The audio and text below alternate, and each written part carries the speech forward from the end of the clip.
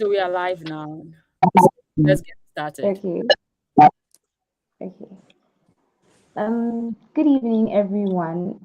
I don't really see a lot of people here, but hopefully people will join. This is the first ever grad school question and answers, and I can see quite a number. Are there any final years here? Final years. Please, can you hear me? Yes. I don't know. I don't think any final years was here. So yes. So on our panel today, we have, I'm your co-host, I'm your host in Obama, and I'm co-hosted by Nathan David Hobing. And this is a collaboration between electrical engineering and civil engineering. And basically anyone at all can join. So please share the links out to other people so that they can join as well. So on the flyer, I'm sure you saw our speakers for today. We have Barbara Abuaje. She's a well-known YouTuber who has talks about everything PhD. And she, oh, Barbara, why? And she also she's also a PhD candidate. And we also have Edward Kwam, excuse me.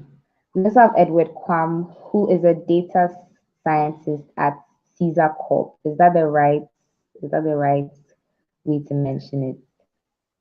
It's Xerox Corporation. My apologies. At Xerox Corporation. So we have a very, very, very knowledgeable panel.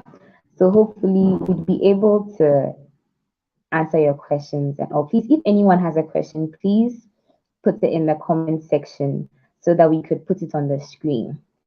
Yes. So Barbara, can I start? Thank you, Eno. I think we'll introduce ourselves, then afterwards, if that's okay for you. So, hello everybody. Barbara Boaji. I'm currently a PhD student in civil engineering at University of Sherbrooke in Canada. After my undergraduate studies in Ghana at the prestigious KNUST, where I studied civil engineering. I was retained as the personal assistant for the provost of the College of Engineering, Professor Adoma Samoa, which I think is still the current provost. Then after my undergrad, I went to France for my master's degree. Currently, my research is in concrete, low carbon concrete and concrete sustainability. And outside of academia, I use my social media platforms to promote studying abroad, admissions, and scholarships. Over my social media platforms, I currently have maybe about 25K followers. And the whole idea is that we want inclusion and diversity in academia. It's not like currently like you enter rooms and like there are just a few Black people. So I'm like, why should I be the only one? So basically, these platforms are to help most of us also make it abroad on a scholarship just to experience the different worlds of academia. I'm also a cat lover and I love to travel. Unfortunately, due to the COVID and current financial situations, I don't do it as much as I would like to. So this is me. So I'll allow Edward to introduce himself, and also I'm the host of this channel in the coming weeks. I like my channel to focus more on preparing undergraduate students for graduate school because most of the time we just finish school, then we want to study abroad. But people have been preparing for this for a long time. So I hope to use my channel as a platform to prepare most of you to enter into grad school. So by the time you're already done, like you have a better chance of making it. So if you haven't yet subscribed, kindly do so and hit the bell button to get notified. Also share with your friends, and hopefully we see most of you in Canada and across the world doing amazing things. So Edward, it's your turn to introduce yourself. And thank you, Eno and Awana and David for putting this together. Good. Thanks for having me. So by way of introduction, I think I've been on this channel before. So I'm glad to be back again on this channel. My name is Dr. Edward Quam. I can introduce myself as a doctor now. Last time I was not a doctor, so now, yeah, I've graduated. Graduated in fall 2021. I have a PhD in numerical optimization in the Department of Electrical Engineering. So I'm a data scientist right now working with Xerox Corporation. I work in the area of AI, ML, working with big data, developing algorithms for big data assimilation using data for predictive analytics for companies. So that's my area of specialization. I have a PhD, as I said, in electrical engineering. So that was in University of Texas at Arlington in Arlington, Texas. Before my PhD, I had my master's in France and University of Grenoble. That's where Barbara and I have a link over there. I've worked with undergraduates to find graduate scholarships in the past. One-on-one coaching sometimes, giving them advice when I can.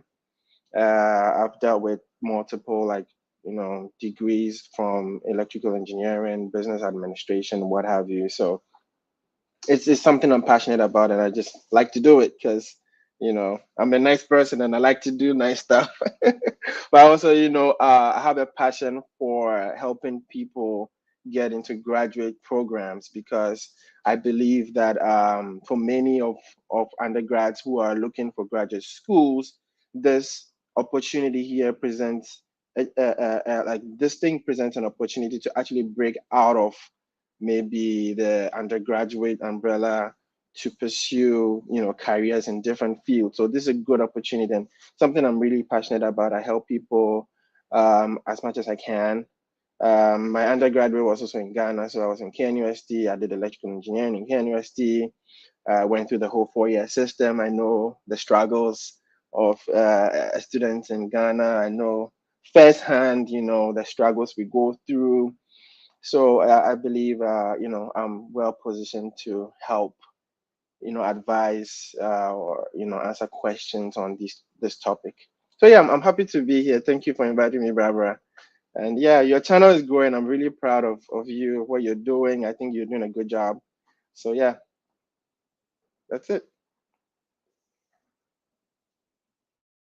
Thank you so much, Dr. Kwam.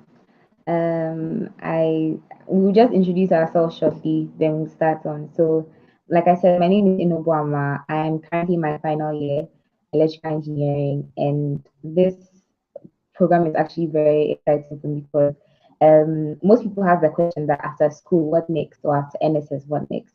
So this is a very great opportunity that I'm glad to host, and thank you, Barbara, for the opportunity.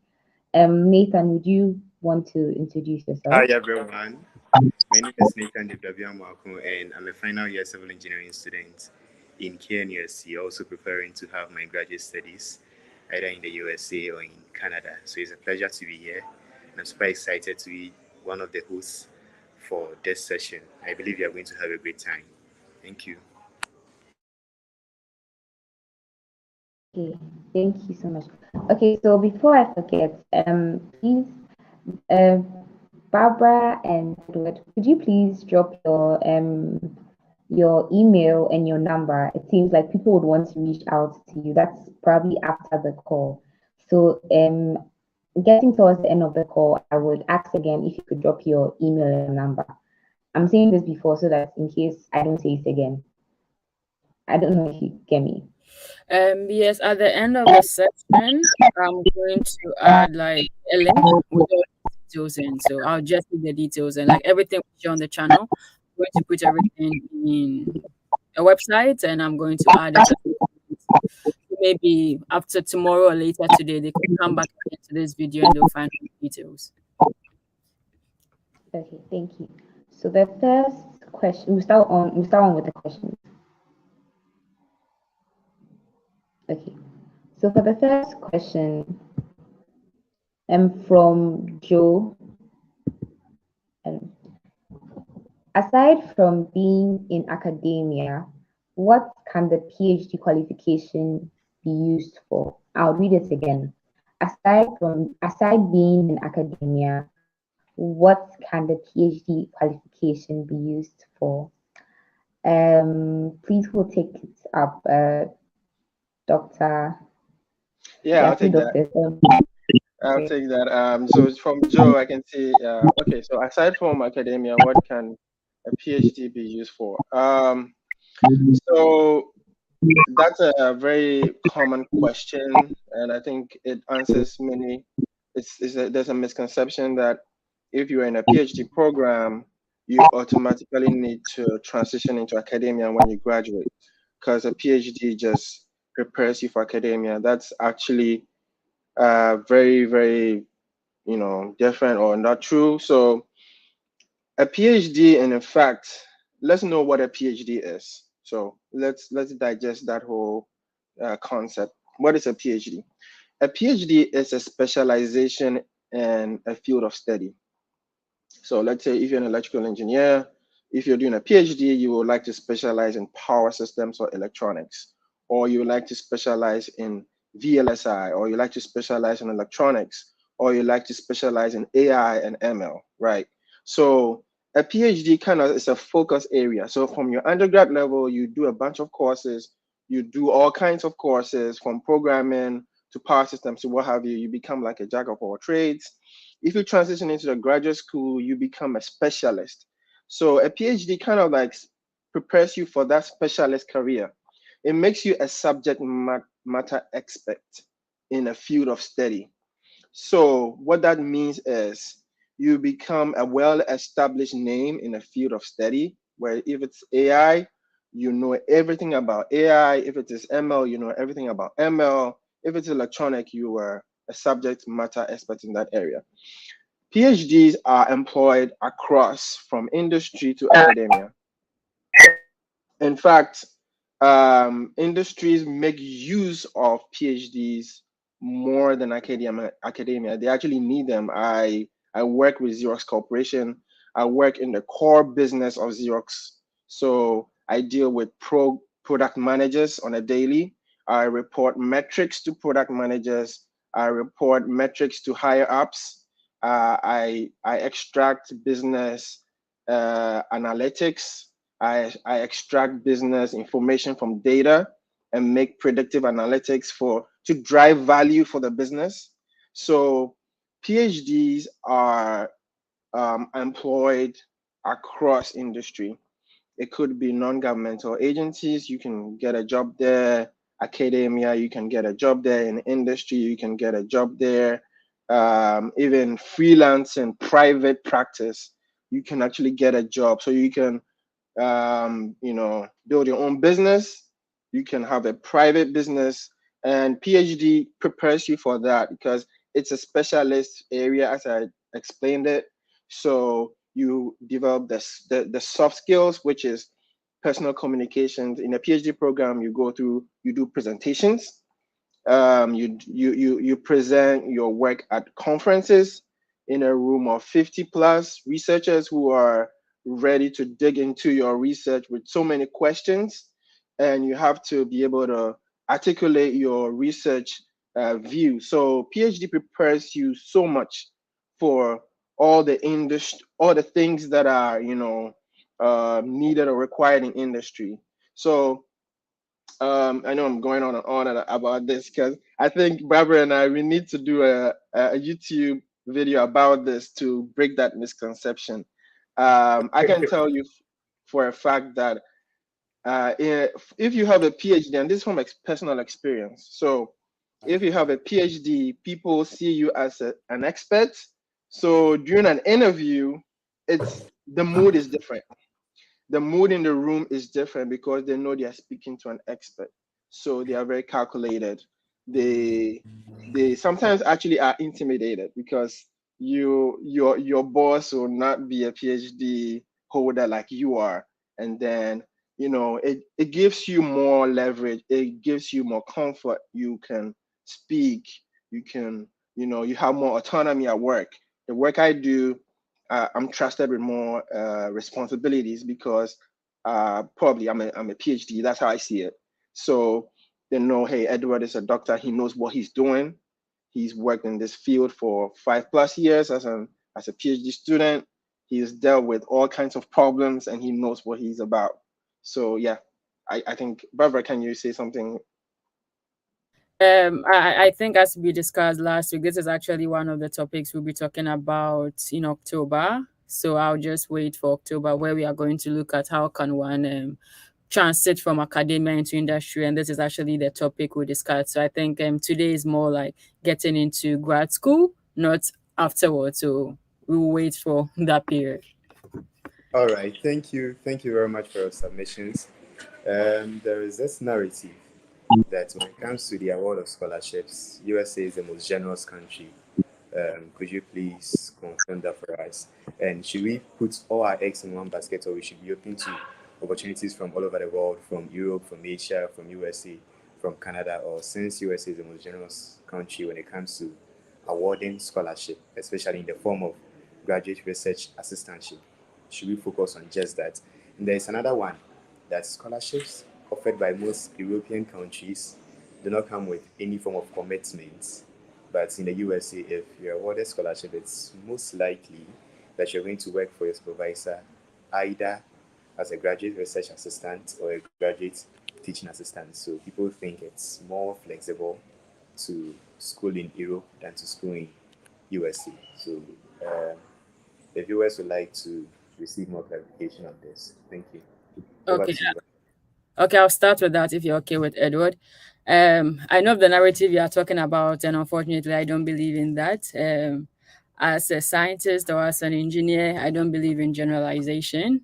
Like, I feel that statement is too general of a statement to make. And also, the funding that comes in the USA, they are not really scholarships, as you said, they are assistantship. So you're actually working for the money. It's not free money. Is you are working for me, and that's the money I'm giving to you. Whereas in Europe, it's actually really a scholarship. It's like, okay, you've done a good job in the past, take this money and go have fun. That's the difference between the money that's given in the US and in in Europe. And it's very important that you actually spread wide, because the world is getting competitive. Like, even let me use KN University for example. In KN University, like when you're entering into the university, you are just competing with people in your country. But when you are studying abroad, you are competing with people all over the world. So you don't know who is who, because even in your country, it might be the top done in your country, but so let's imagine the top down of every country is competing. Obviously, they are going to choose the best. So if you decide to put your eggs in one basket, that's where the problem is, because you're competing with so many people. And also, our educational system does not really prepare us for grad school, whereas other people, they prepare them for grad school. Like for masters, I meet people who have over like 3 publications, and I'm like, at what point were you doing all these 3 publications? Like, because most of us, like the first time we hear of even though I'm doing my PhD, I still don't have a publication. So just imagine that you are competing with people in masters having like 3 publications. So it's very important that you spread wide. And what was your other question? So one, to summarize this one, I don't believe that USA is when you're looking for scholarship. The generous country. Yes, it's the most generous country, because the money is not a scholarship, you are working for it. Maybe they have a lot of funding from the university, because USA is big, so they have more universities. And obviously, if they're having more universities that are offering assistantship, it makes sense that there'll be a lot of money to give. But this money is not a scholarship, it's a graduate assistantship. That means you are working and you are getting the money. And I do believe that it's very important you spread wide. The concept that me, I want to go to US, me, I want to go to Canada is something that is going to bite you. And now the world is like, it's amazing that you can move anywhere you want. So as Edward and I said, we started from France, but now we are somewhere, who knows, in the next 2 years, I may be in Australia. It's like you can go anywhere you want once you have the necessary skill set. The world is your oyster. So it's just best to go where like this is where the money is. Because for me personally, if I didn't get a scholarship, there was no way I could go to school, because I knew my parents were not going to couldn't afford I couldn't afford it, so I had to go where I could get money. So I always advise people that go where the money is, and if it's USA or Canada you want to die, once you are done, you can move anywhere you want to go to. So that's my take on this issue. Edward, what do you think? Yeah, I totally agree. So in your undergrad in your graduate school search far and wide. So the US is not an end it all for scholarships. It's not the only place to study. It is a good place to study. It's we have amazing universities here, really established universities. Globally, when you look at the rank of universities, the United States always has universities on the top ranks. So it is a good, very, very, very good place to study. Facility wise, you walk into a laboratory, there's everything you can think of over there. Anything that's is not there does not exist in this world.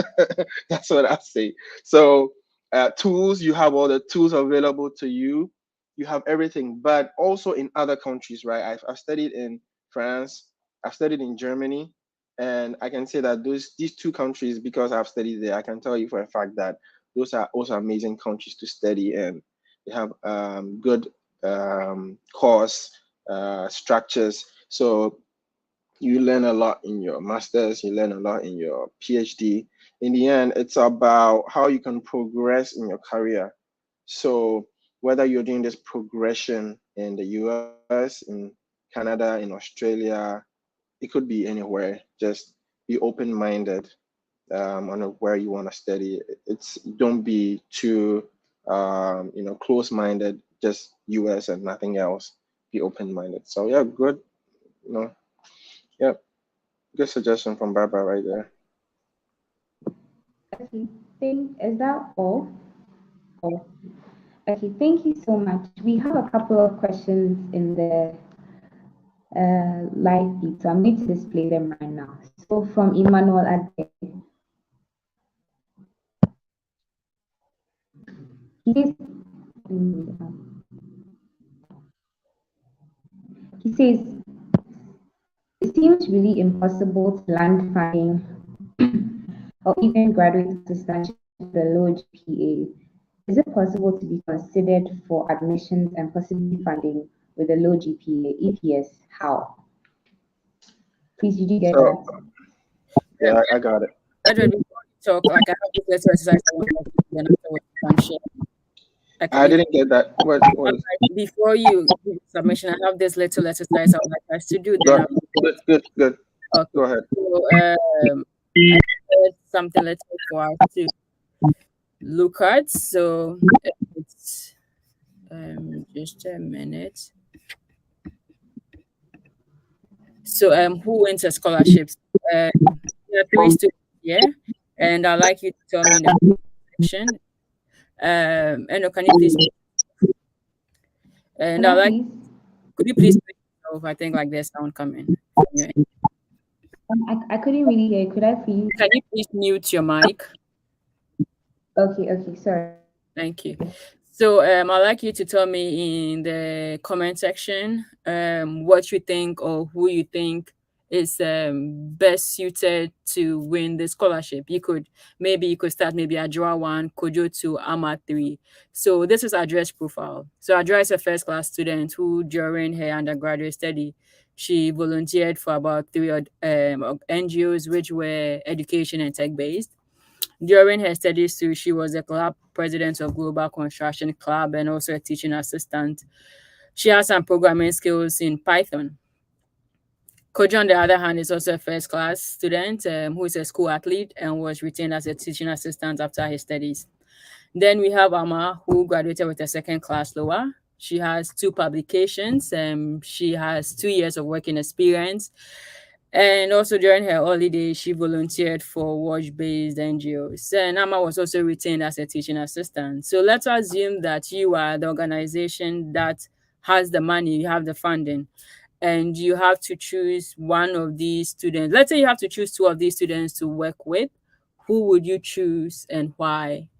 So maybe Eno and David, you could, or anybody on the screen, like all the people here, you could share with me your thoughts, and afterwards we look at what other people are saying. So Who will start? Who wants to share their take on this topic? I would. Okay. Preferably I would pick Ama, Ajwa, and All right. Kojo. Can I go, please? Okay.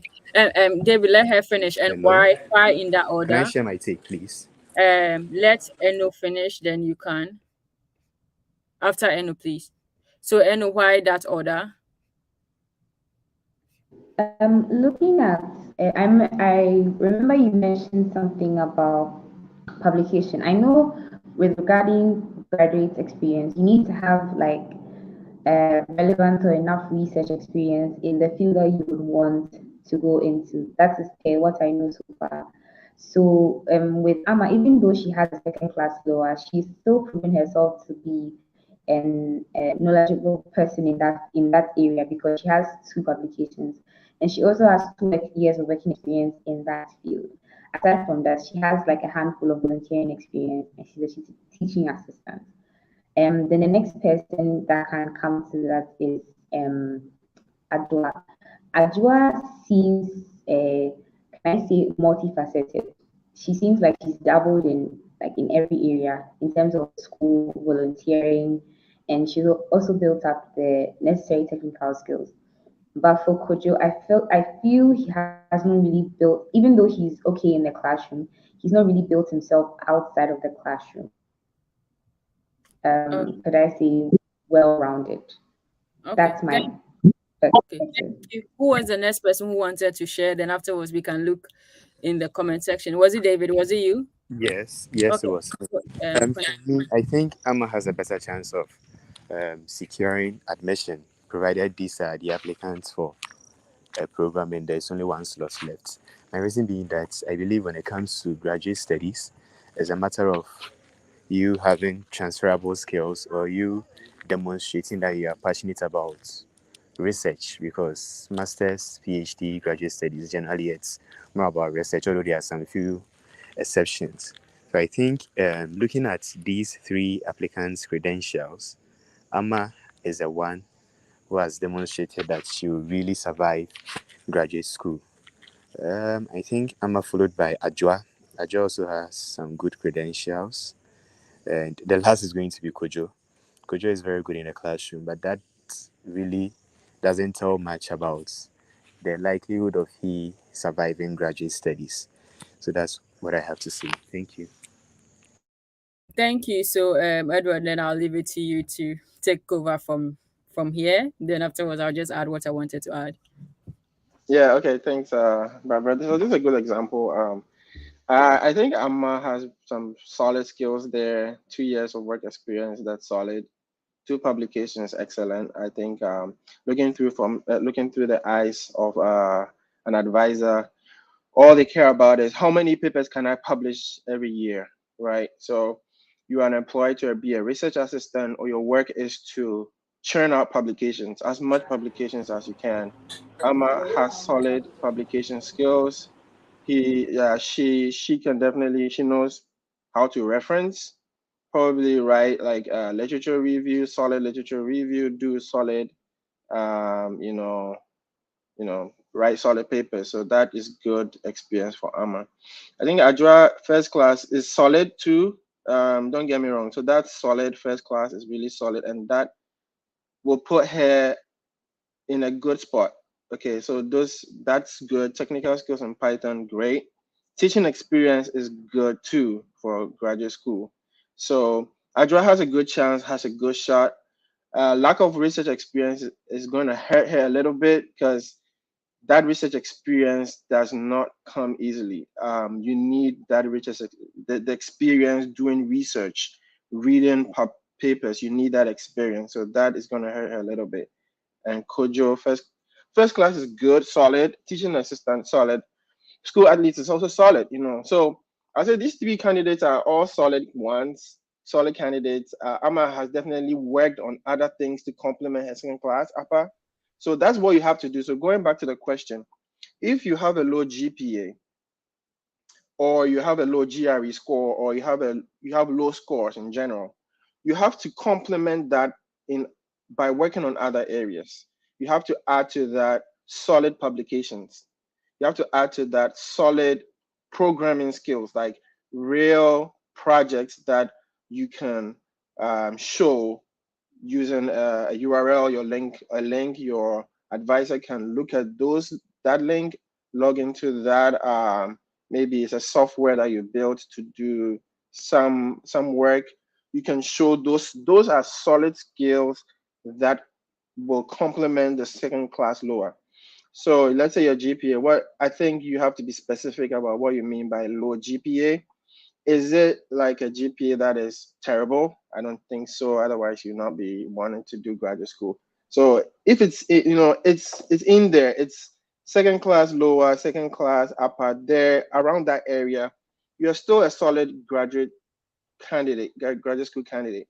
Just complement that with other things.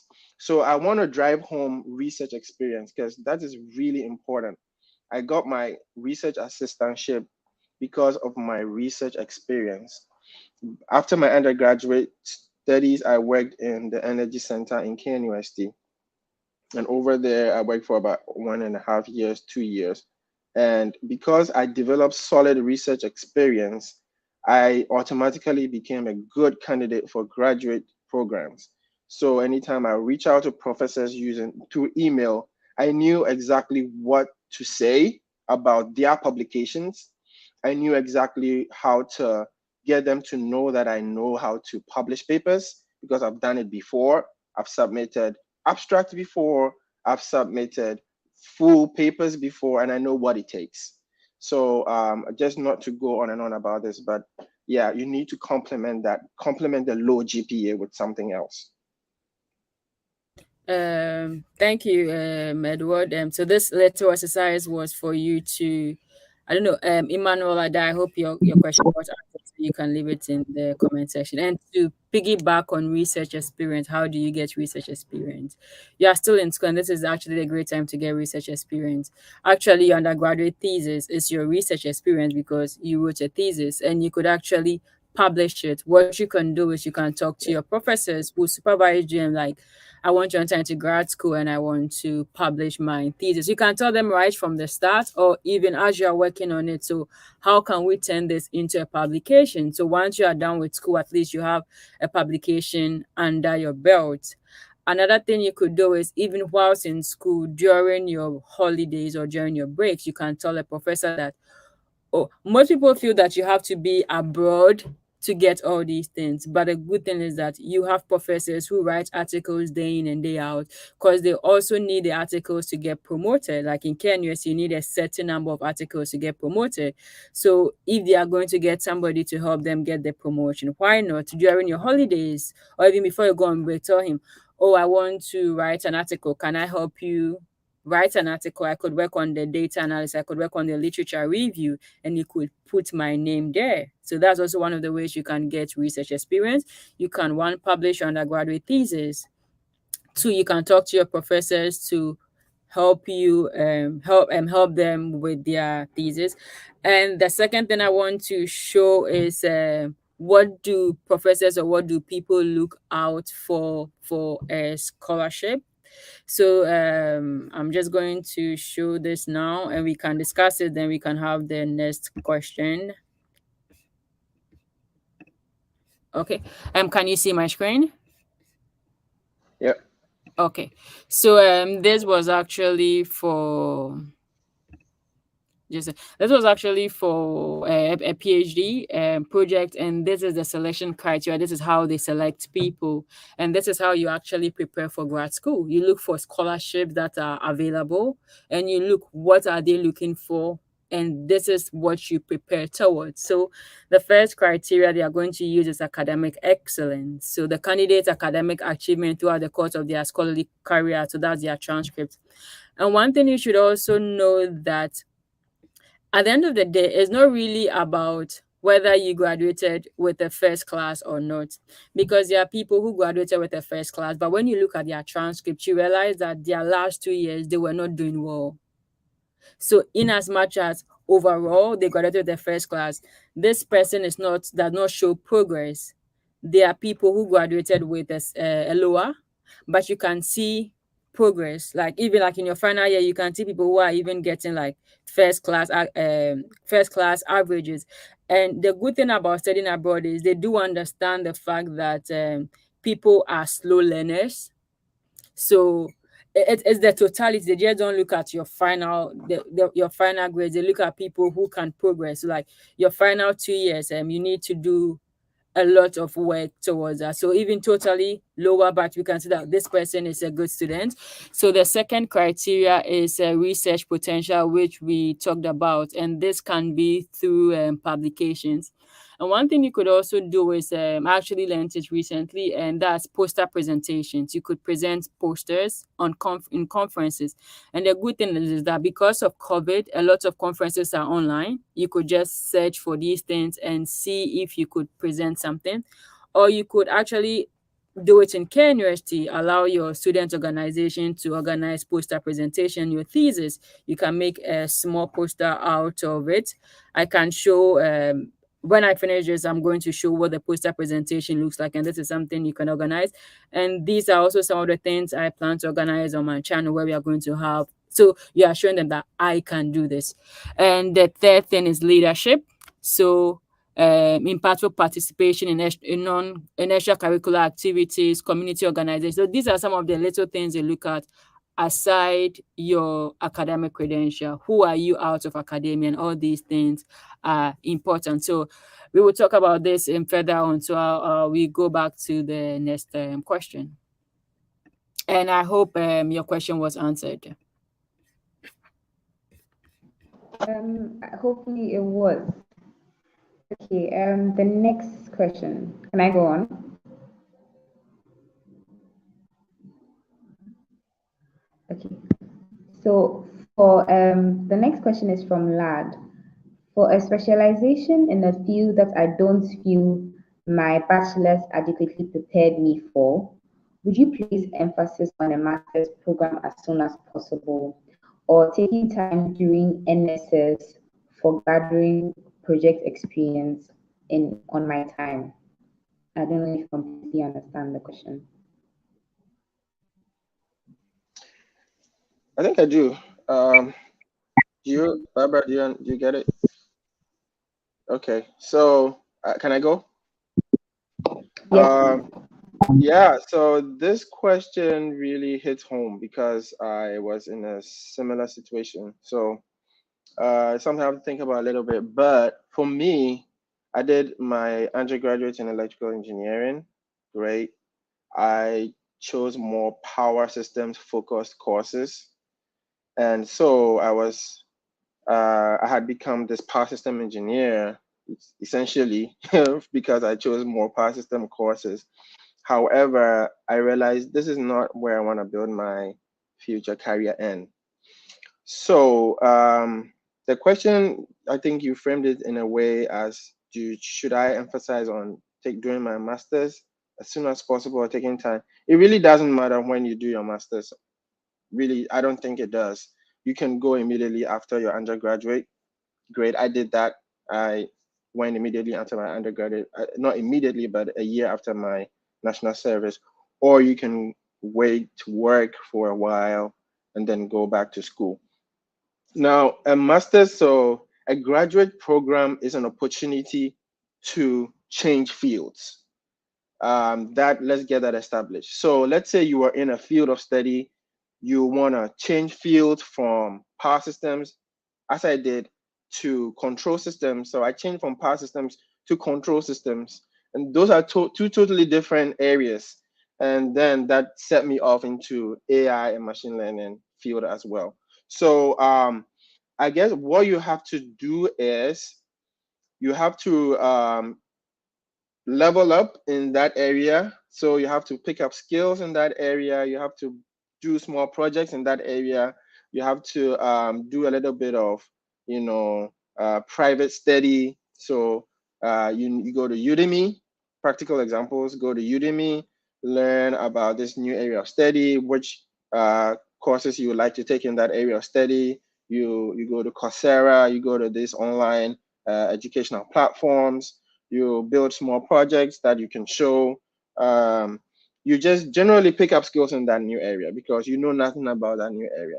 So if it's AI you want to go into, learn Python.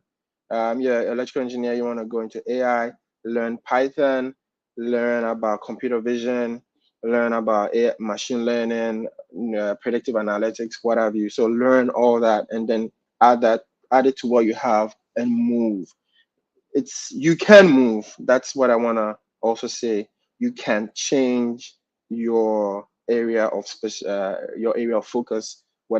If you want to go into a different field, it's possible in the master's program. I'm just going to add just a few lines, and I agree with Edward. Like, there's this conception that just because you did one field, it means that's what you have to continue with. So you could actually, especially when you do engineering, because we all have the same basis, so you could actually just move around. The issue is getting admission, and to get admission, you need to show that you are interested in whatever you want to do, and that's why the courses or like doing things in that field to show that indeed you have experience. So you can just move. Like, there are people, like in my research group, we are civil engineers, but there are people who did mechanical engineering, there are people who did physics, there are people who did mathematics. They have no idea about, but you get there to learn. That's the beauty of graduate school. Your undergrad, that you don't have to follow, you just need to be able to explain that. And that's what, and also for the Coursera, you could actually seek for financial aid, and you could get certificate for it, and that's also one of the things I wanted to talk about. So I'm going to share with you.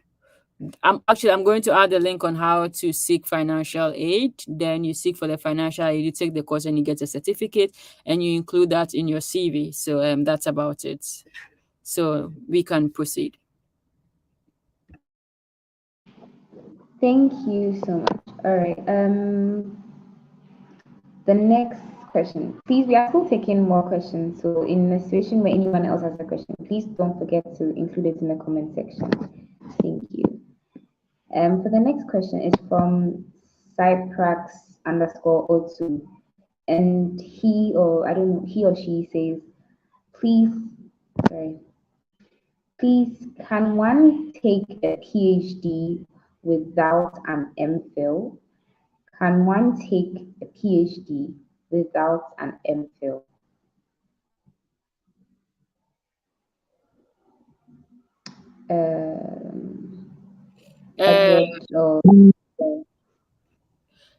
When you say without an MPhil, what do you mean? Like, so for a PhD, you can actually go directly. You can do a BSc and still get a PhD. And I'm assuming the MPhil is you can do an MSc and go to a PhD. It all depends on the kind of PhD you are looking for and the qualification. So with a BSc, you can directly enter a PhD, especially in the US and Australia.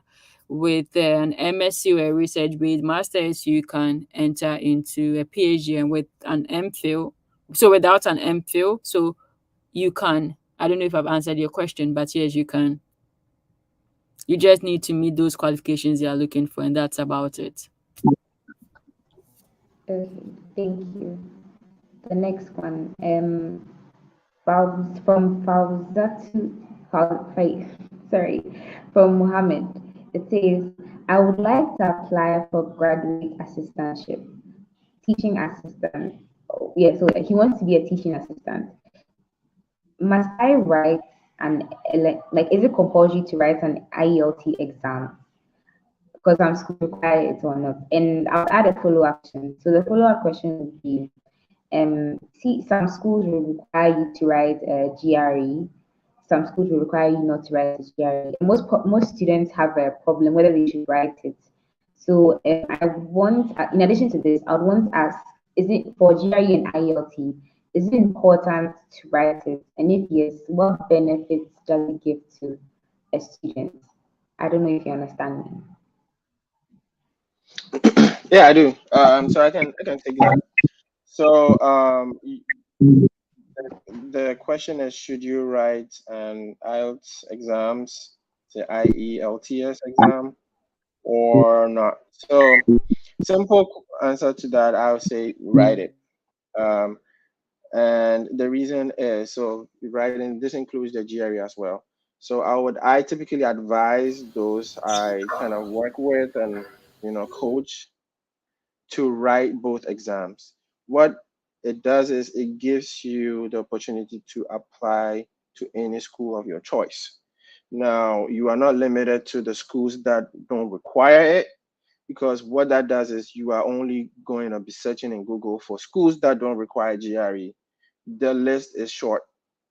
There are some schools that will tell you they don't require it, but if you have a really high GRE score, it puts you ahead of the crowd. It puts you ahead. So if you are good at testing, write it. If you have a great score, good, use it. If you don't have a great score, don't use it, because it goes against you. If the school does not require it and you have a bad score and you use it, it just goes against you, right? It says, hey, you are not, just a blemish on your record. So what I'll say, so also to add to that is, Ghana, we know we are English speaking, instruction is in English. So sometimes we'll message. I emailed the graduate school saying, hey, I was instructed in English. Why should I write the English test? Why? I know English. I can write and speak English fluently. Why should I do that? And then they'll go, there's a back and forth. They'll tell you, oh, well, we have a list of English speaking countries. Ghana is not part of it. So then you challenge them. And that back and forth is a waste of your own time. Just go ahead and write it and just put in an application, no questions asked. But that period would be a waste of your time, and then you're extending that application process, and the deadline comes and you've not applied. So simple answer, write it. Thank you. Thank you. Please, Baba, please, do you have any contribution to what he said? No, I think basically it's what he said. I never wrote it, but if you can, like as he said, it's better to just increase your chances. So Okay. Thank you very much. So from Albert Emisa, he says, thank you guys for the good work you are doing. I would like to know if it is a must to have a teaching experience to be granted a teaching assistantship.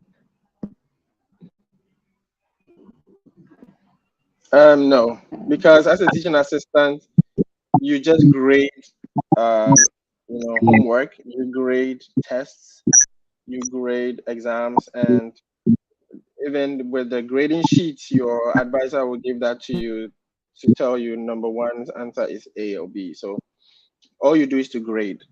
Now, there are some times where you take classes for tutorial to explain some concepts here and there. It's very rare, but you will do that. In such a case, the advisor would look for a candidate who, or it's already experienced in that area. It's rare. I'll emphasize, it's rare to teach a class in the United States if you are a teaching assistant, because that's way above your pay grade, right? You are paid for 40 hours a week at maybe what, $15 an hour, maybe, I don't know the pay grade, but you cannot handle a class. That's not how it works. As a teaching assistant, your responsibilities is to grade homework, to grade quizzes, to grade exams, and that's all you do. Okay. and Thank also like you. supervise exams too. So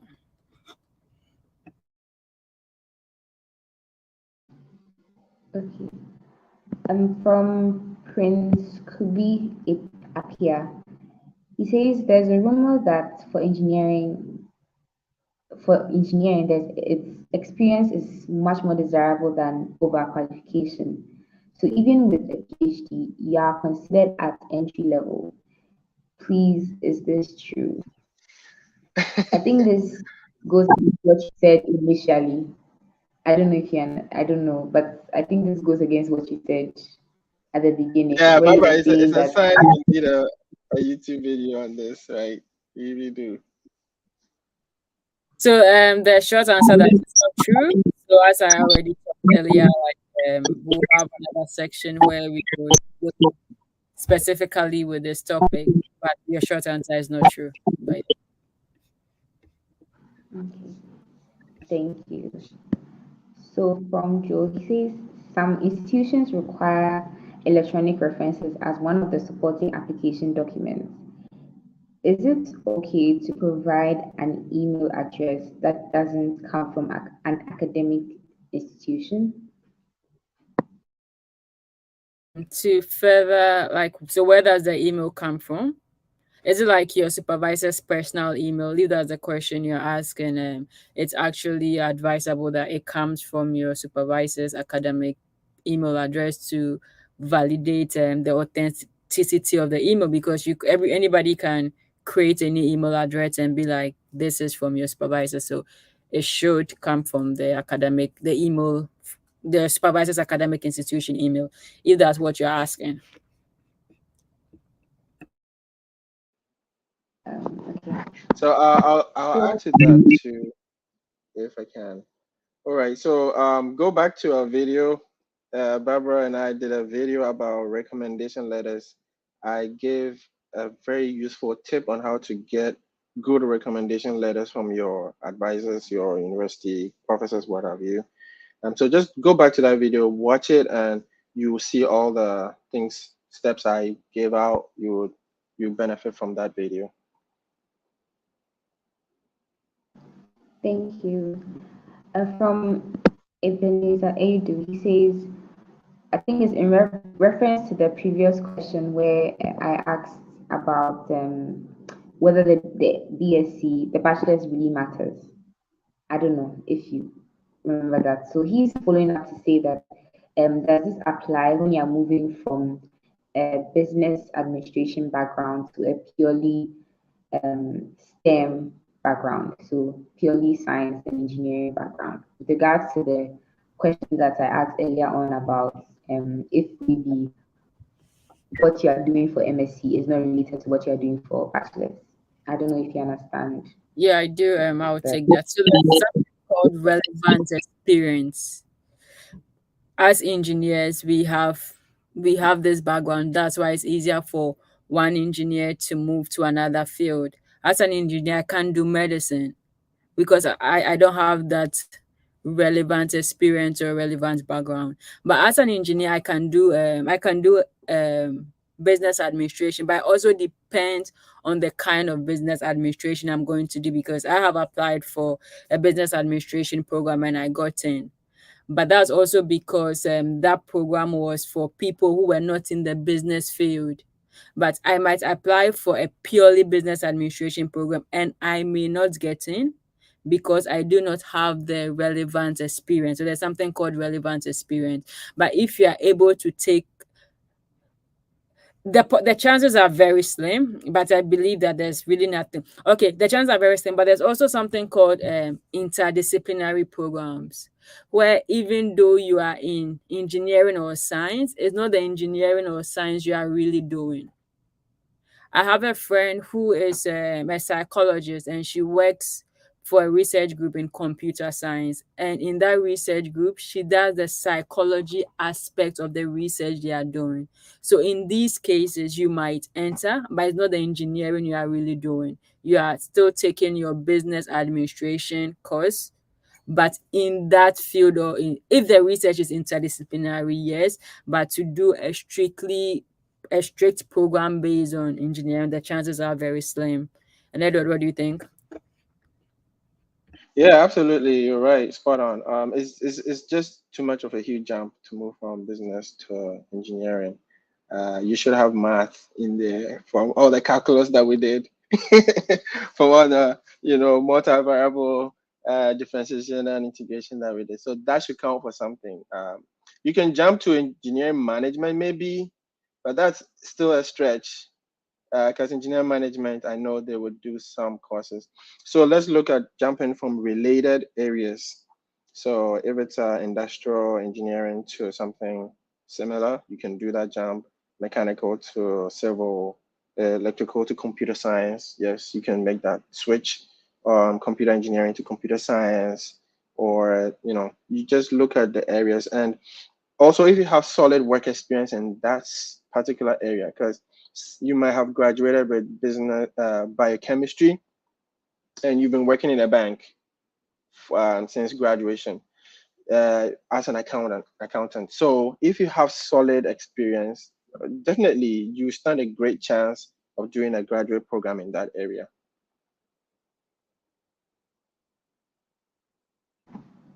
Thank you. So our next question is from Arimu Elijah. He says, is it possible for a supervisor to tell a PhD candidate what to do as his or her main research? I believe they do say that a PhD candidate must be able to do an independent research. How true is this? Barbara, you want to take this, or I can? Okay, I can go ahead. So it's a mix of both, right? So it depends on the advisor style, really. So you have to, when you go into the PhD program, you have to also know what kind of advisor you're working with. Is he the hands-on type who would want to tell you what to do before you do it? Or is he the one that will leave you to do independent research?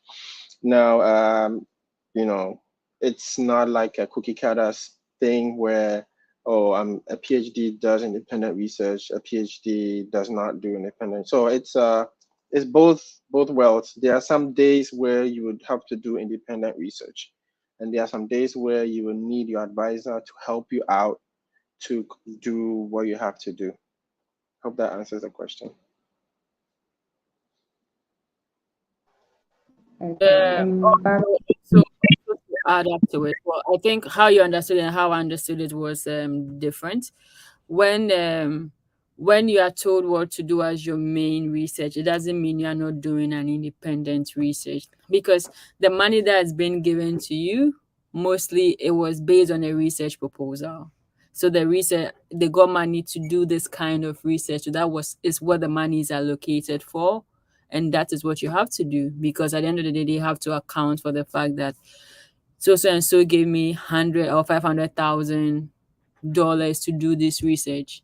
So whoever they are looking for has to do that research. It's not, they are not going to spoon feed you. You have to do the work. But like, this is the topic, this is the research we are doing. So at the end of the day, most of the time, it's wherever the funding came from. What is supposed to do is what is being done. It doesn't mean that the work you are doing is not independent, because you have to do the work. You have to write the report. You will do the work. They are just telling that the work should be based on that. That's my take on that.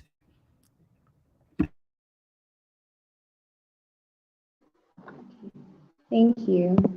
So from Godwin, he says, please, is it important to select a specialization for your PhD-based program on how well a country pays you if you begin an area in that specialty? Okay, I want Edward to answer this question. No. So you have to choose a specialization in something you're passionate about. That's simple answer. Is if your motivation for money is, if you're doing a PhD, like your motivation is money and monetary return. Sorry, but you won't get that, because in the first 4 years of a PhD, you are living on a student stipend. And then after that, let's say you decide to do a postdoc, you are living on a few more dollars, but it's basically the same as a student stipend. So don't let that be the focus here. It's specialization because you are passionate about the area, and that's what's going to keep you in the PhD, and that's what's going to motivate you and drive you through, because a PhD is tough in itself. It takes a lot to commit to an area of study for 4 solid years, sometimes 5 and sometimes 6. It takes a lot to wake up each day to commit to research. Even sometimes hard, like it's not working out, you're still persistent. Your advisor is giving you issues, you're still persistent. A lot of problems, on the way, but just be passionate about it. If you're passionate about it, you will stick around and you make it work. Okay. I just want to chime in. And if money is your motivation, I'll just advise you go into the industry because they always pay better than doing a PhD. Like you could just Google how much do PhD make and you know that. Well, if you are in back home, you think the money is a lot, but when you come here, you realize that after you finish paying your rent, you eat, the money is gone. So if money is your motivation, I just go into the industry. And if you're enjoying this session, kindly share the links with your friends. Do like and do comment and do subscribe. So next question. Okay. So the next question says, could you share with us the rigors of graduate school in the USA? So I think he's basically asking your experience as a graduate school student in the USA. Barbara. I didn't do my graduate in the US, so I think Edward, you have to answer that. Oh, wow. Okay. So, okay, good question. U.S. culture, work culture in itself, it's different from other countries, right? U.S. work culture, not to say that other countries are not performance based, but it's highly performance based. You always have to churn out results. Your graduate advisor is going to be on your neck to produce papers. So the rigors expect long hours in the lab. That's typical. Late nights. So I've I've been in the lab at 2 a.m. before. Uh, I've I've not spent the night in the lab, but I know people who do that. But you will do late nights in the lab. If you are into computer science or coding, you have to debug code. Spend long hours debugging code. Spend long hours writing algorithms from scratch, coming up with algorithms, replicating algorithms from other papers. So reading the papers, looking at the algorithm, replicating this algorithm in code. You do stuff like that. It's very rigorous. You need to, before you enter into a graduate program, you need to set yourself up for success. That's what I tell people. You gotten the admission, you gotten the scholarship. That's not the end of it. You need to level up the skills because we all know in Ghana you don't have solid. We all didn't have solid MATLAB skills. You know, we didn't have solid Python skills. We didn't have solid C++, C sharp, what have you. We don't have those solid skills compared to people from India, compared to people from China, compared to the Europeans or the Americans themselves. That's your competition. So if your advisor realizes that you are not that good, you can be fired. You can lose your assistantship, you can lose your scholarship, and you can be kicked out of the university. Happens a lot. So set yourself up for success. Level up. I always say level up on your skills. So I had to level up my MATLAB skills when I got to masters. It was baptism by fire, but you had to level up the MATLAB, level up the Python, just steady, go at it. The colleagues from India, as Barbara said, have 2-3 publications after undergrad. It's no joke, right? And I'm not trying to sound too pushy here, but that is what you have to compete with. And if you want that scholarship, you're a good candidate, first class, second class upper, second class lower, solid background. You can level up. Udemy, Coursera, you can do it. Just go ahead and do it. Just to add up, like the copy and paste culture that we are used to back home, it doesn't work abroad anymore. Like most people don't, like, they give projects, you go for your seniors, you just go copy, you just submit. They give you homework, it doesn't work that way. And I want to show you guys something. I'm more practical. I like you to see for yourself before like you get there. So I don't know if you can see it's clear. Can you see it, or I should read it for you? Can you guys You see can it? read it. Okay, so I can just summarize it. So what happened was this person actually got a fully funded scholarship to study at the University of Marquette, and he got his visa, he got everything, and they just realized that one of the writing sample he submitted, he actually plagiarized it. So in this letter, he's lost his funding. He's no longer going to the school, and they are going to call the embassy that like the visa should be cancelled. So like plagiarism is a really big deal here. Like, when you come here, like you have to do your work on your own. Any like there's always a plagiarism checker. Like any little thing you do, zero, or you could actually be kicked out of the university. So if you really want to come to grad school, as Edward said, you have to level up. You have to realize that those old things are gone. Like, oh Charlie, give me your homework. No, we don't do that here. Like, so yeah. So that's about it. So you have to, and the good thing is like now you know, so you can start preparing, you can start preparing yourself for it, like these skills. And let me just what skills do you actually need to get into grad school? I'm going to share my screen again. um just a minute. So earlier this year, I started to create a scholarship database, and what I do is I look for scholarships and I paste it here. So it's like when you're looking for scholarship, you could just come and search and you could find. So I'm going to use electrical engineering.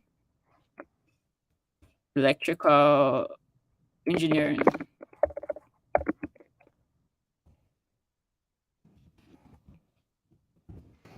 Okay.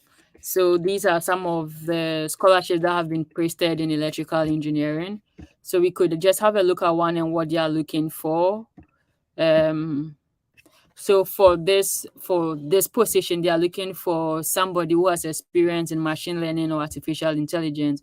You can see C++, Python. You could see experience with coder programming. So if you plan on getting into grad school, you could come around, you could check this out, and you could just play around with it. You could just search your field and look for some of the skills you are looking for people, and you could start learning. So by the time you get there, at least you have certain skills. And learning does not only end in the classroom. We all learned MATLAB in school, but once we are done, we are done.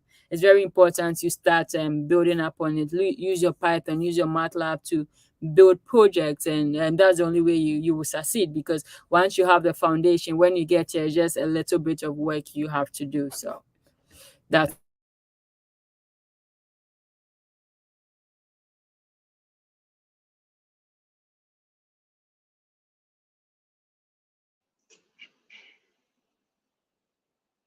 I think we've lost the host, so I'm going to take over.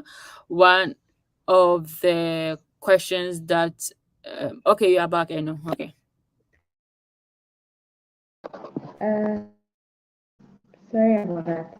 The next question was, is it from Godwin? Is it true that after undergraduate studies in engineering, you can branch into any engineering discipline when pursuing a master's and PhD? Okay. Barbara, Edward, Barbara, Edward, Barbara. Yeah, Godwin, it's too general of a statement. You cannot branch into any engineering discipline. You can branch into related areas of discipline or engineering disciplines. So just take note of that. I think we've addressed this question. But yeah, if you are interested to, let's say, example, computer engineering, you want to do computer science, you can go there. Electrical engineering, you can go into computer science. You can do that too. Engineering management, branch into, so yeah, electrical engineering going into industrial engineering. That's an interesting one. You can also do that.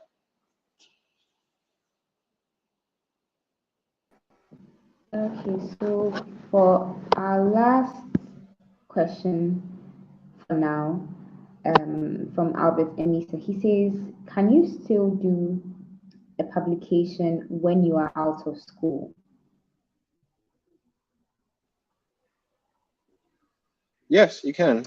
I believe so. Yeah, you can do it. can work privately on research projects with your advisors from school. So when you leave your undergrad, just maintain contact with your lecturers. So if you're working on an interesting topic, you want to publish with them, you can do so. Maintain contact with your colleagues. You can do joint publications. You can submit abstracts. So abstract submission is pretty easy to do. You can do that. You can submit abstract to conferences.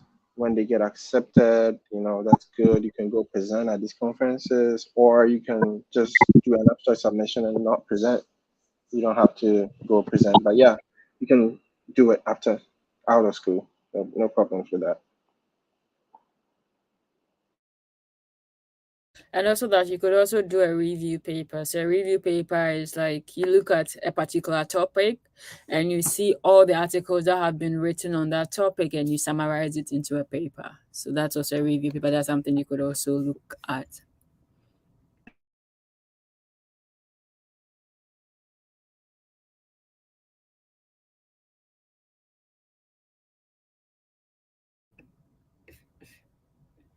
Okay, so one of the things I want us to okay, I know you're back. Okay. Okay, I think the questions are done. And please, does anyone here have any questions they would want to ask? Okay, there's an extra question. Vanessa had a question. I'm going to add it so that we scholarships only awarded for research or teaching assistants in the US and Canada. Can you get a scholarship if you are not interested in research? Yes, you can. So universities also do offer scholarships. So most of the time, the research or teaching assistants, they could come from the department you are studying in or professors, but universities also offer scholarships. So those ones, but the university offers scholarship, you could also seek for scholarship from external organizations. So yes, but most of the time, like just to widen your scope, you do for both. Yeah. So yes, you can.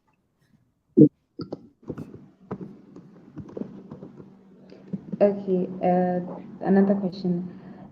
What work and study opportunities are available or are not available, but in which countries are work and study more feasible? I don't know if I have been able to frame the question well. I don't know if I understand, but I'm going to answer that, and if it's not the answer, you maybe ask again. So for most countries, when they give you visa, they give you the number of hours you could work, and that is the only hours you could work. And it also all depends on the nature of your program. So if your classes are and the kind of work available. So I don't know, can you mute yourself, please? Okay, sorry. So let's say a country where you are working, where like you have classes all day, and maybe the works available are just during the day. Especially like in France, most of the common student jobs are like maybe babysitting or working in bars. But babysitting is like more common for students to do. And if you have classes during that period, it's really not possible for you to work. But the other jobs where like you are working in the bar, you are working in the restaurant, you are cleaning. So your visa allows you to work. The question is, can your current study accommodate those extra hours, or do you have that time for that?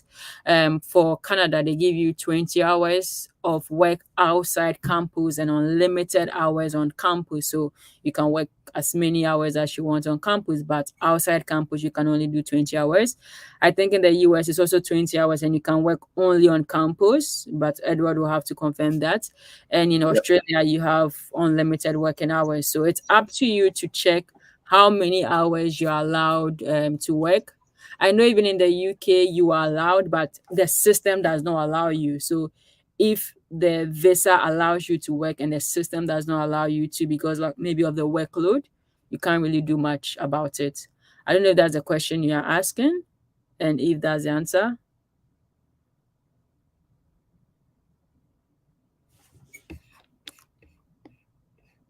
Anyway, Yeah, that's, okay. yeah. Yeah. So let's also not forget internships, right? So there's internships during the summer.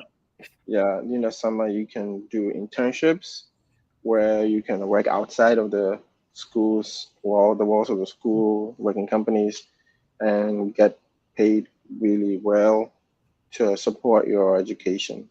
So that's And that Edward, too. are those internships 20 hours? No, so during the summer it's 40 hours. You can work 40 hours. Okay. Okay, in Canada too is the same thing. During the summer you could work 40 hours. And also in France, like if you are doing a master too, some of the programs come with internships. So you're able to do 6 months of internship that you are also paid. So that's also a plus for you. It's not part of your 20 hours of work. It's like it's part of your school program where you get to do your research and get paid for it. And that's the way you also get research experience. So for me, that was the way I got my research experience.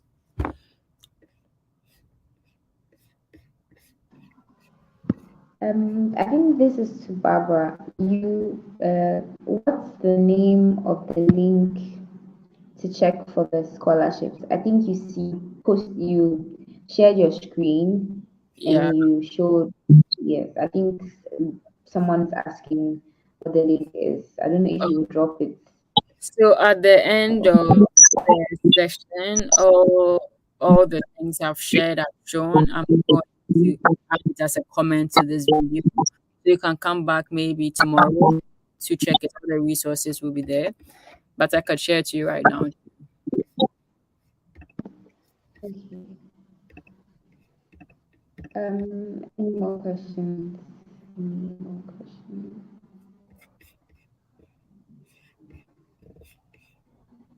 Okay, I have a question. With regards to the straight, I know now recently people have been going into for the straight PhD and for the masters. I think it's on the rise now.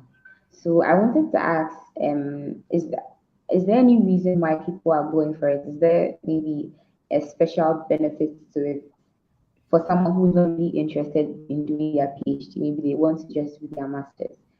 Do they still have to still go through with the straight PhD because maybe people are saying that it's better that way? I don't know if you understand.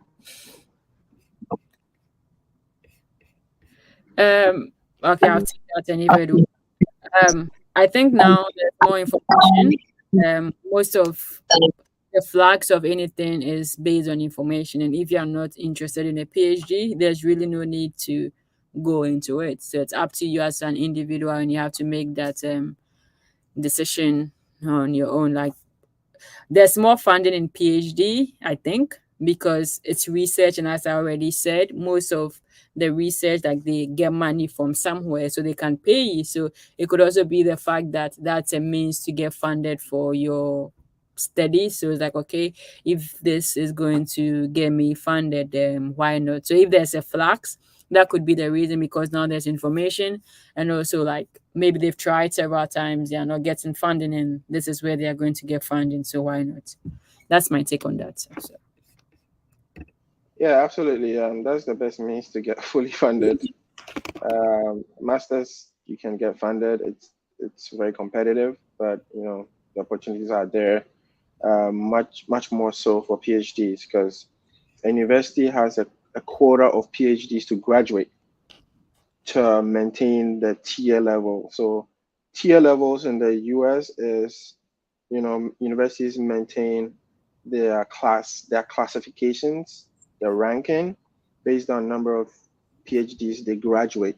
So by design, a university would always graduate PhDs.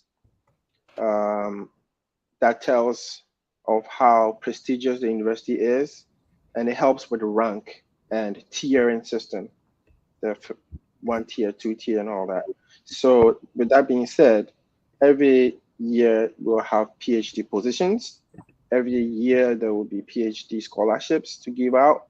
So the chances are huge for PhDs as compared to masters. Universities don't have to graduate masters. They actually don't. they do need a PhDs. They need a publication record. If a PhD publishes a paper, it goes to benefit the university for that publication record to, push the prestige of the university higher and higher.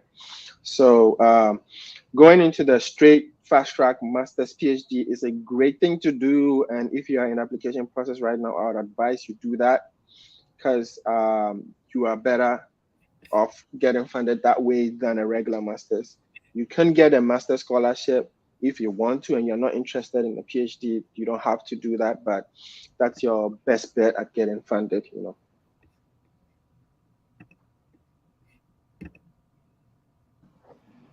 Thank you, Edward. Thank you, Barbara. We see a couple of questions. So from Edmund, he says, what are the common mistakes applicants make when applying for a master's or PhD? Oh wow, a lot. A lot of mistakes. I made a lot of mistakes myself. I've worked with people who make a lot of mistakes.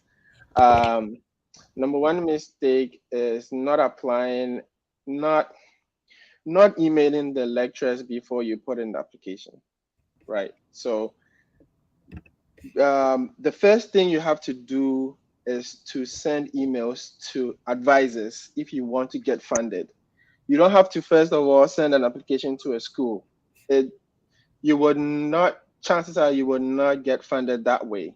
Your application will be grouped up with a pool. You would go through the system. Your application might not be handpicked.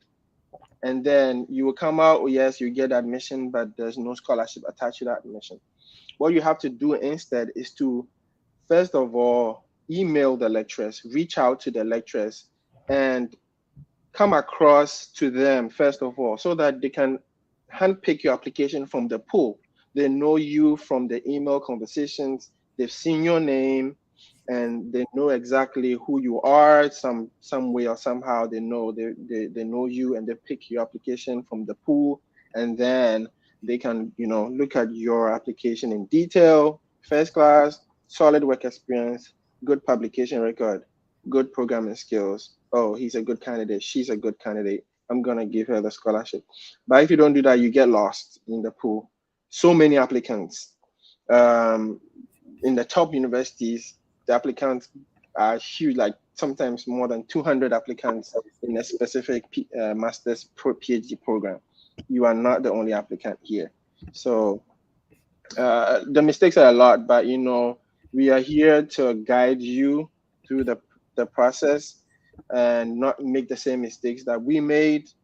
So just reach out to us, email us, reach out to us, message us, use us, right? Use us as resources. So I kind of see this a lot. I'm going to talk about this too, is, people will reach out to me asking for help, and then they wouldn't use me for, like, I want you to ask me for help, right? Ask me questions. Let me know let me feel like I can help you get the scholarship.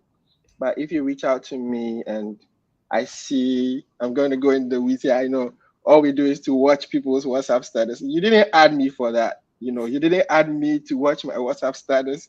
I didn't add you to watch your WhatsApp status. We are here to get you a scholarship. You are my friend, or you added me for a reason. Just be selfish, use me for your purpose, and then get there, learn from my mistakes, ask me to share my SOPs with you, ask me to share my resumes with you, what worked for me, learn from it and use it. That's all I can say. I've worked with so many people, and you have one or two conversations with them and they get lost. You don't hear from them anymore, and you're wondering what happened. Have you gotten that scholarship? And they are there. I don't know if they want to do masters or. Okay, so to piggyback on that, I get a lot of emails, I get a lot of messages, and most of the time when people contact you, they want you to do the work for them, and it doesn't work that way. Like, I have my life, I have my work I do. I would help you, I will show you go do this. This is the resource. And basically that's what my channel is for. I've created the content. I will explain, like I'll take my time, explain things to you. But you expect somebody to spoon feed you. Well, I don't know if Edward does that, but I can't. Yeah. Yeah, so I will tell them, let's say, oh, how do you get they ask me, how do I get a scholarship? I'll tell them, well, get me the list of schools that you want to apply to. That's the end. I won't hear from them anymore. I'll not get a list. Yeah, the issue is like you reach out to people, but you want them to do the work for you. It doesn't work that way. Like you have to do the work yourself. And like when this question came up, one thing that came to mind was like your supervisors back in school, your teachers back in school. Like I don't know, but when you are back in school, you feel that there's this fight with them. What you should realize is like for you to progress, they actually play a very pivotal role to that, because that's where the section of recommendation letters comes into place. And now, like, who are you going to ask? Yeah, in class, they say keep quiet. You know, keep quiet. Some of you be fighting with your teacher. Like, when you are there, like, you think you are doing somebody, you think you are doing them. But then now you come back again, you ask for a recommendation letter, and it's like they don't want to give you, now they are the bad person. So like one of the things whilst you're in school, one of the things you should actually do is to really build a very good bond with your teachers, and as much as you can help them, especially being appreciative to them. It's very, very important, and it goes a long way. There are some students, like I'm sure most of you see them as too known, like everything they are there. But they are the people who is like when they need, like they get somebody to help them. So really build a good bond with your teachers. And like when you're requesting for a recommendation letter, I always advise that use your CV, like send them like your CV for them to look at it, to write your recommendation letter, and also your CVs. These are very like your application packet. Most of the time, most people concentrate so much on their grades. Getting into grad school is very important. You're able to communicate your value. It's as I like if let me use the US or North America for an example. As I said, when they are giving you an assistantship, they are paying you for work that you are going to do. So it's like a two-way street. Like what do you bring and what can you get from them? So it's very important, like you communicate your value. Most of the time when people meet you, the first thing they talk about is what they don't have. What you don't have, nobody cares about what you don't have. It's what do you have? What do you bring to the table? And that's something I always advise people to learn about, how to tell their story and to communicate your values. And when it comes to your CVs, always look at the country you are based on. So there's an academic CV and there is a professional CV. And like when I'm done, Edward has some templates to share with us. So an academic CV, the goal is to enter into grad school, and a professional CV, the goal is to enter into the professional world or industry. And these are different. So for your CV, it's very important to tailor it. And every country and their format of CV. Some countries don't want pictures, others want pictures. Some countries don't want date of birth, others want date of birth. And this is the work you have to sit down and do. Whichever country you are going, just Google template of CV in this country. And the major mistakes most people make, in my opinion, is that they don't read. Like there's not a one size fits it all. Like I studied in France, and when I came to Canada, I thought it was going to be the same thing, and it was a totally different world. Sometimes you feel that, oh, you know this, and when people advise you, they advise you based on their experience.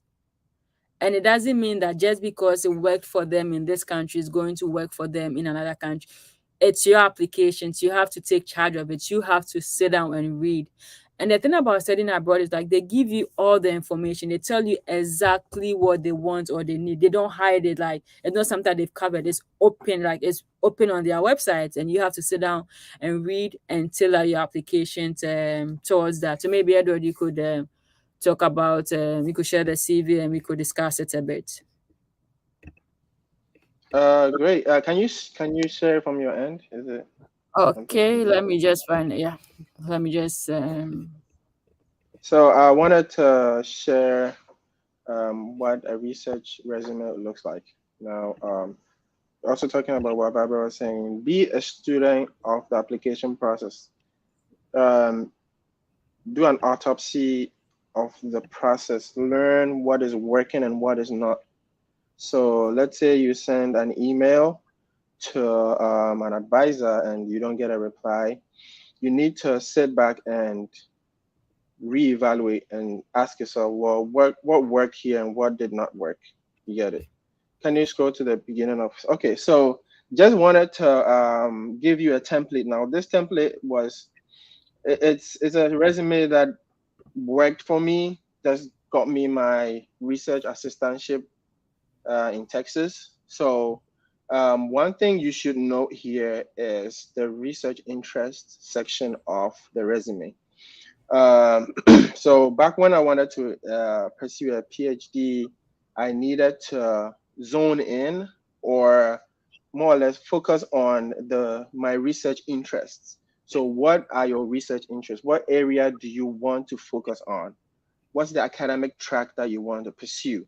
So in electrical engineering, academic tracks, you can have AI, artificial computer science, for example. You have AI as an academic track, computer graphics and vision, computer network security, data structures and algorithm, game development, human computer interactions, what have you. Civil, we can have structural engineering, environmental engineering and water.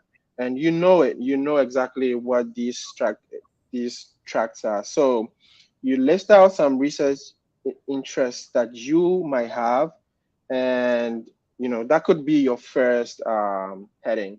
So this is different from a resume for a job. In a job, you are trying to tell them what you actually can do, but in a resume for research, you are pretty much saying, okay, this is what I want to do or I wish to do. We know you are not there yet. You don't have the skills to research in this area, but these are your interest areas. Great. Next one you can list out is your education. So your education, you have your university over there, you have your degree that you completed your education in, and then you have your thesis topic, which is very, very important. So write out the thesis topic for your education. Who were your advisors? So the reason why that's important is there could be a personal relationship between this new advisor and your old advisor in school. It can happen. That's the case if it's not good. What I did was I listed out my advisors. I put links to their personal pages over there, so the advisor can click on them and look at what my master's thesis advisor worked on. What is his area of expertise? And that also helps, give good context. I have my bachelor's certificate over there, my thesis topic over there, who I worked with at that time over there. Can you scroll down, please? Yep, just a minute. Great. Next section is your research experience. The next section is not work experience. You are not going to work. You are going to do research. For a master's, you are going to do research. For a PhD, you are going to be heavily involved in research. So that's the next section, your research experience. I had good research experience from a lab in Germany. I listed out what I did over there. I had some good experience in Energy Center in KNUST. I listed them over there. 3 bullet points, not too much.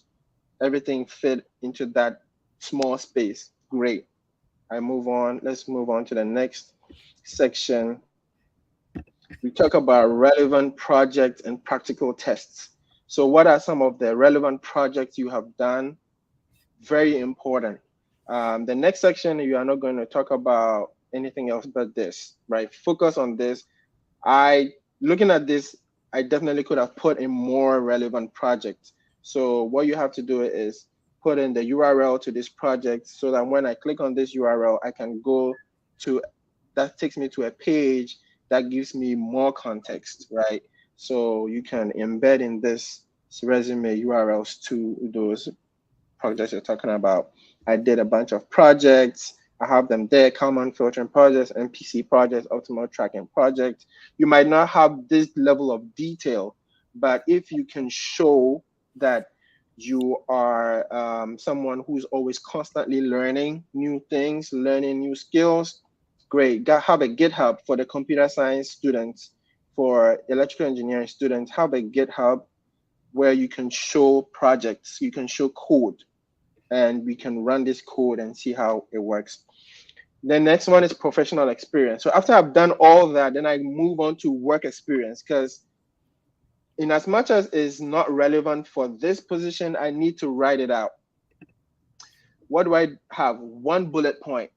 It's not that important to have work experience for a research program like a PhD or a master's program like a PhD.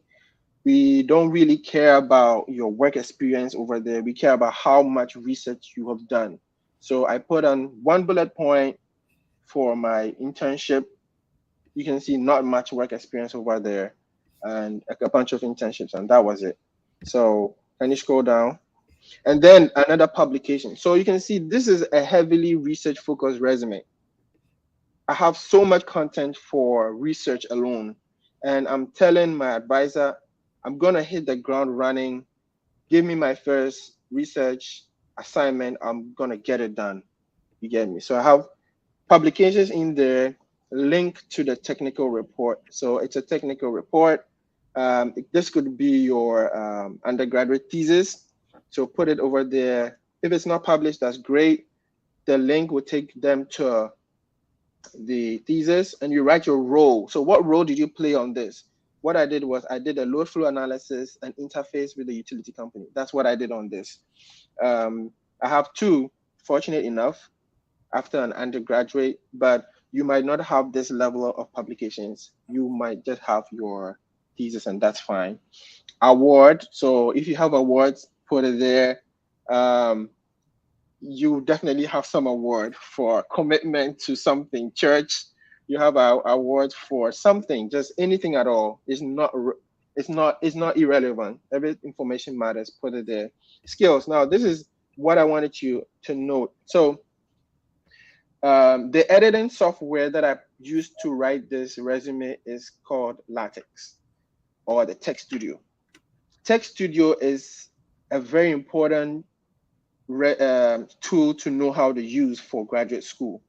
So in my skill set, my technical expertise, and the last bit of it, you see LaTeX written boldly over there.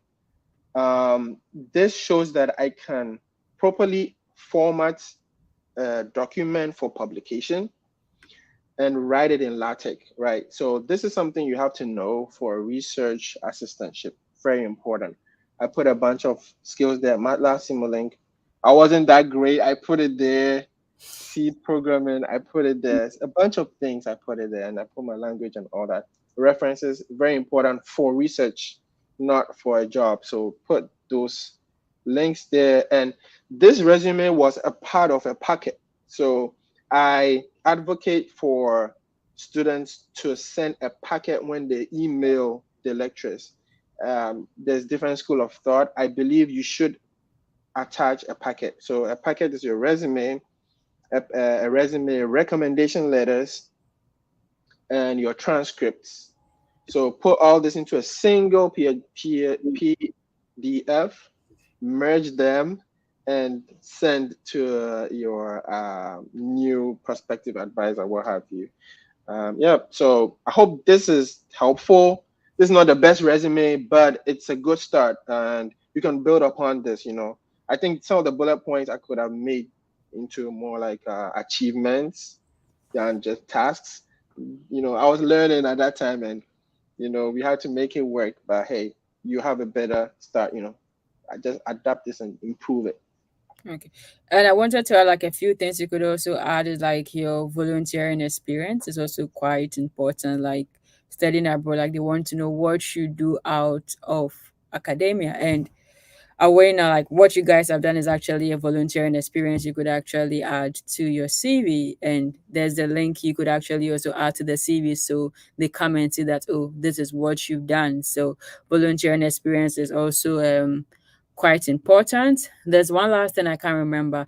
Yeah, and like if you are part of a professional body like the Ghana Institute of Engineers, like if you are part of these professional bodies, and when you see people see, be like, you shouldn't be scared. It's like, oh, this person has done so many things. Like I've not, like, you just need to sit down, because most of the time we do so many things that we really don't realize we've done so many things.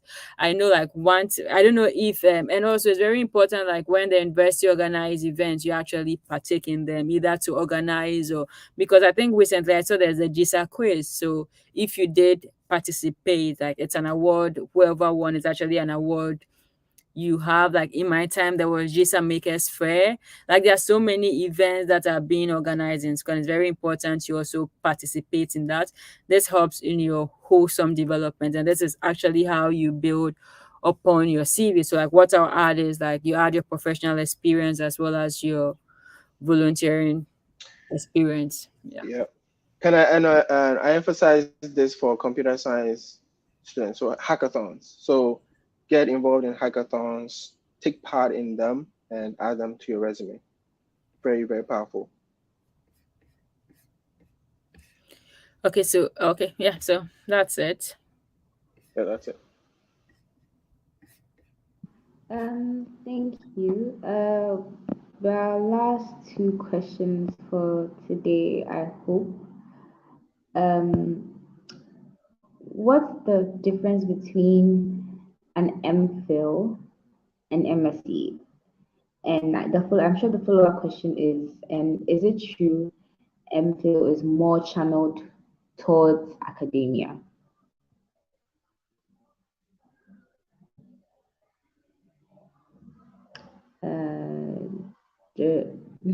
Dr. Edward? Yeah, I can't comment on this one. I'm not familiar with this. So I think an MPhil is like a research-based master's, from what I understand, and an MSc is also a research-based master's. It also depends on, there's MSc by research and there's MSc by coursework. So so MSc by research is similar to the MPhil, and yes, you go into academia, but MSc by coursework, you are not research focused, and that's more industry focused. So for the MSc, there are two types. There's MSc by research, which is similar to the MPhil, and there's MSc by coursework, which is more geared towards industry and some kind of PhDs. So yeah.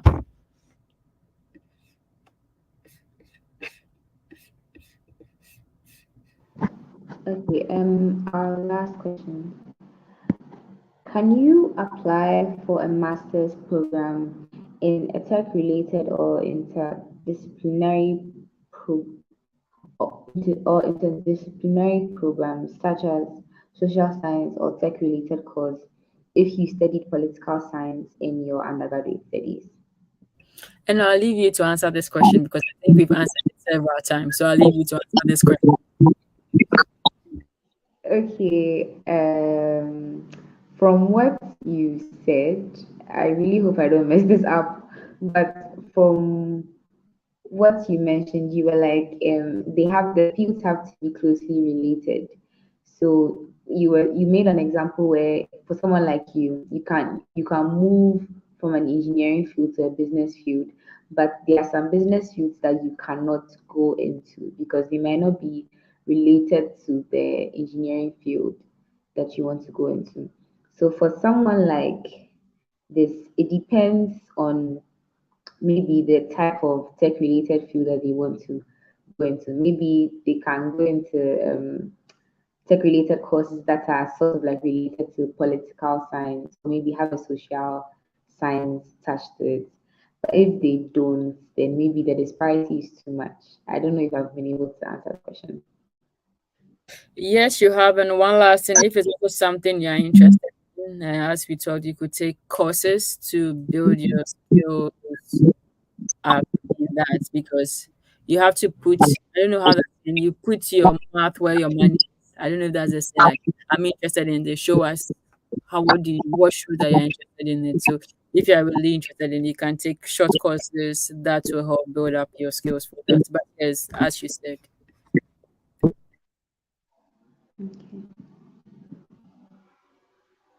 Okay. Any more questions? I think we spent a while. Yeah, I have a question. 1 hour 44 minutes. I have a question, and maybe we can do it today. So for all Okay. those who join, like very much, and I'd like to know in the comment section, and the people on the channel, you're also going to let me know like so from this, what have you learned, and what are the actionable items you are going to take from here? Because most of the time we attend events and that's it. But I want to know, okay, I came for this. So after this, I'm going to do this, this, and this. So those who are watching, let me know in the comment section. And those who are here, let me know. I'll start with Vanessa. So I'm going to show the order. So there's going to be Vanessa, then Irabna, then Chief, and we'll end it and end the section. So also let me know in the comment section what you took from this and what you are going to do after the section. So let's go.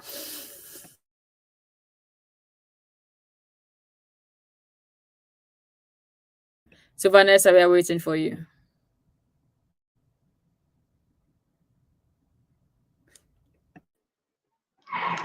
Okay, thank you very much. I've learned the importance of research in your master's or PhD application. And so from now, I'm going to look at ways to gain research experience.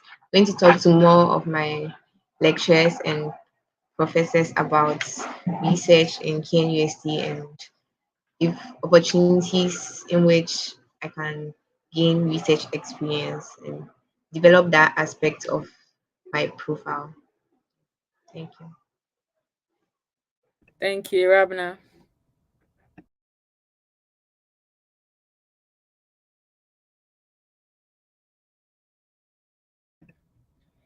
She's frozen.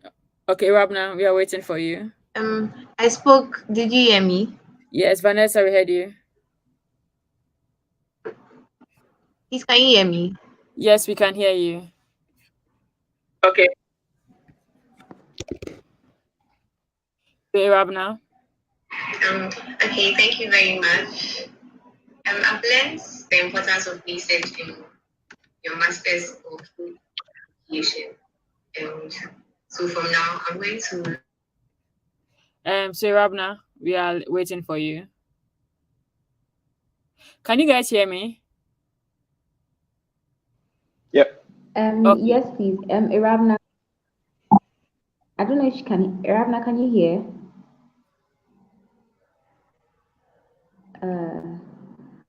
I don't think she can hear. Can we move to Chief? Okay, Chief.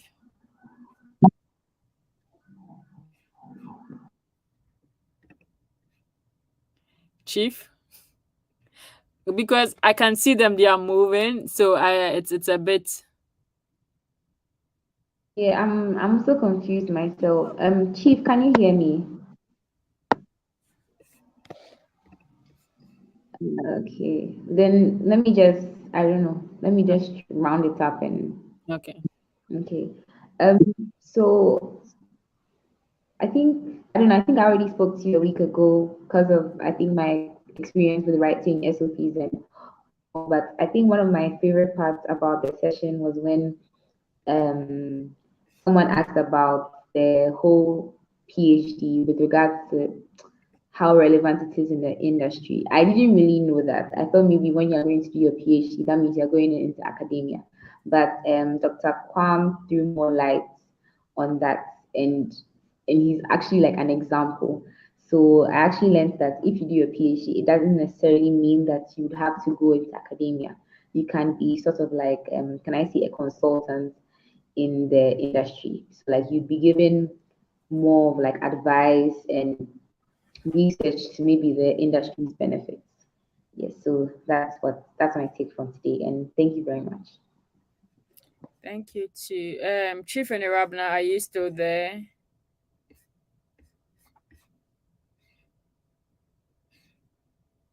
Okay, so I don't know why, but like we can end the session, and I wanna thank you for putting this together once again. So I know you can help us end the session, then we can say our goodbyes.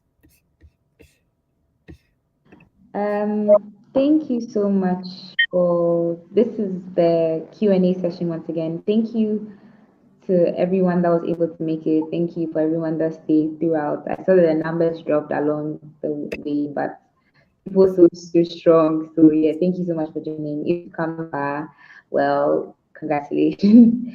And we just hope that this video would go a long way to help people, especially the final years and everyone. Thank you so much, Barbara. Thank you so much, Edward. We hope that we would worry you as much as you want us to worry you along the way.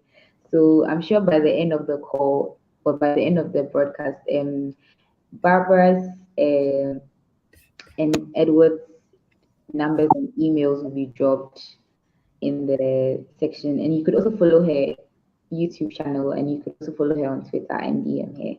I think the same as well for Edward. They are welcome people and they are ready to help. So thank you everyone for joining and have a good night. Okay, so before we finalize, so most people are asking if you'll be available. So once we are done, the video is available and it will be on the same link you are watching on. So you could still share the same link with your friends and family, and the people who were unable to watch from the beginning, they could just watch it. So the video will be available on the same link.